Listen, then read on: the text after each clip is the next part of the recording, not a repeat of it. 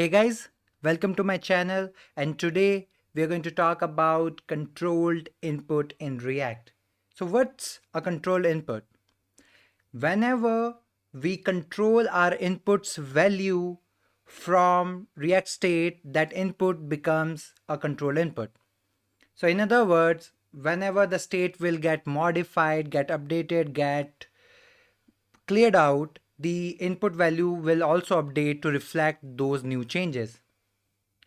And I'm going to demonstrate that in a while, but first have a look at my screen and you can see we have an input and a button, and this input is a uncontrolled input. So this is not controlled from the state. As you can see, we don't have any state here, and we have this input here.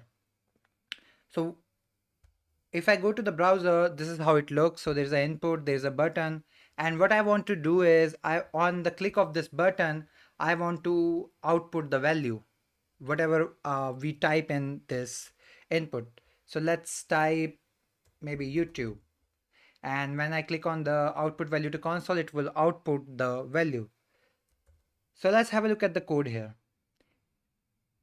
For an uncontrolled input, I have to define a ref, and when clicking on the button, I have to call this output function, and there I have to use this ref to get the value of the input, right? So because this was not controlled and the value was not being stored in the state, I have to define a new ref, and then from that ref get the current value of that input and show that in the console.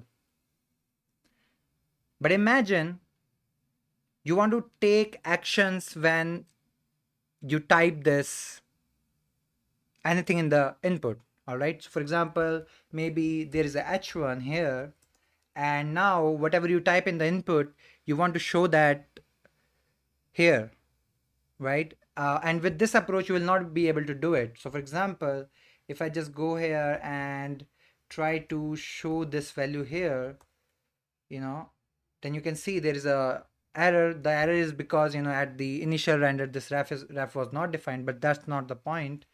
We can just remove this, and let's try to change this uncontrolled input to a controlled input and see if we can achieve our goal, which is whatever we are typing in the input, it should show in the h1 tag in real time. All right, so let's remove this ref and this function, and let's define a state. So I go here and I'm going to use state hook, and I'm just going to say value set value equal to use state, import that from React, and by default this will be empty, right? And then we're just going to define the value, use the value here. So now what will happen is, I'm also going to remove this because I think this is going to create an error. So now if you look at it, what is going to happen is we have a state variable, and that state variable will show in the h1. So for example, if I reload, the h1 will be empty, but if we're going to type something here, maybe say YouTube, it will show YouTube, right? Because now the value is in the state, and that value is being shown in the h1. But there's one problem, right? We want to update that value in the input as well. So for example, if I go here and say input value to equal to the value from the state, now you'll be able to see is you can see the whatever we have in the state that is being shown in this input. So now this kind of becomes a control input. So for example, I can just say this, and whatever the value will be there, it will be shown in the input. But there is one problem. The problem is if I try to edit this input, I will not be able to do it. What is the reason? The reason is this warning, and the main reason behind this is we are reading the value from the state, but whenever we are typing in, the state says the same, right? It always stays this, and the value never get updated. So we also have to update to, in order to make this a control complete control input, we also need to able to update the value in the state. So what we're going to do is we're going to define an on change here, an on change event. We're going to set the value as e dot target dot value, where e is the input, e dot target is the input, and the value is basically from that input. All right, let's see how that works. So by default is this, but now I can go ahead and edit this, right? So I can just say, you know, whatever, and it will basically show up here. So this is a control input, right? So we are reading the value from the state, and then we are updating the value of the state. All right, and that helps us using this state variable anywhere else in our application. The other thing is, for example, now we want to clear the value, right? So for example, you know, in some scenarios in our application, we have to remove the text, right, on a button click or something. So let's see how we can do that. So what we're going to do is we're going to define a function called clear, and on clear, what we're going to do is set value to empty, and what it's going to do is it's just going to update the state.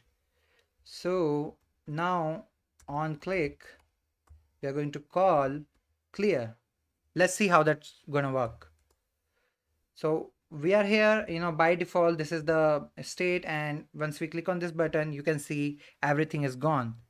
So because this input is controlled, now we just have to update the value, and whenever we update the value, whenever we update our state, the input also gets updated to reflect that change, right? And for example, now let's take it a bit further. Now for example, we want to output the value in the console, like whatever we have in the console. So previously when it was an uncontrolled input, we have to use ref, but now we don't have to do anything. We just have to console.log the state value, you know, whatever is the state value, right? And let's do one thing. We'll console the value, also will clear the value after that, right? So now it will console the value and also clear the value. So now we can just go ahead and show output here, and let's also remove this, you know, let's by default keep it empty, and let's define it, let's type anything else here and just click on this, and you can see it outputs the value, then clears the input. And yeah, this is the control, this is control input in React. The definition is very simple. Whenever we controlled the value of our input using state, then that input becomes a control input. The benefit of this approach is that now we can use the state value in other areas as well in our application, and we don't have to do you know, all that ref logic now, you know, and we can just clear the state and it would automatically reflect in our application or in our inputs value. I hope you like this video, and if you want more videos like this, please don't forget to subscribe, like, and share this video, and I'll see you in the next video.